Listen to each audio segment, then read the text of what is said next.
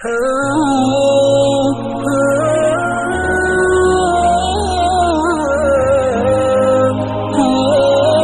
اللہ الرحمن الرحیم۔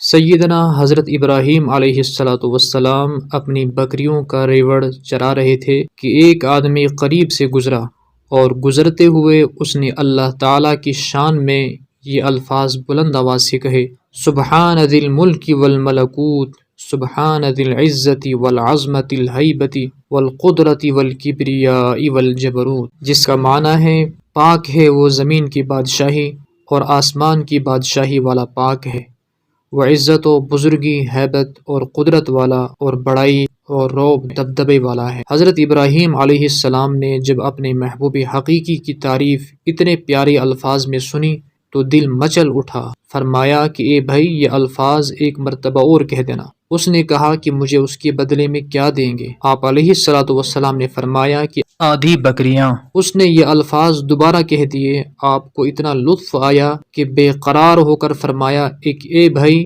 یہ الفاظ ایک مرتبہ پھر کہہ دیجئے۔ اس نے کہا اب مجھے اس کے بدلے کیا دیں گے؟ فرمایا باقی جو آدھا ریوڑ ہے وہ مل جائے گا۔ اس نے یہ الفاظ 3 مرتبہ کہہ دیے۔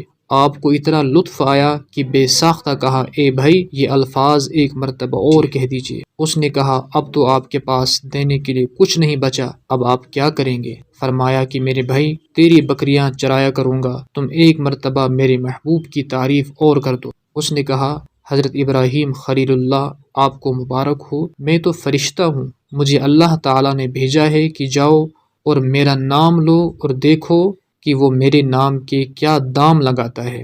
کسی شاعر نے کیا خوب کہا: ایک دم بھی محبت چھپ نہ سکی جب تیرا کسی نے نام لیا، جان دی ہوئی اسی کی تھی، حق تو یہ ہے کہ حق ادا نہ ہوا۔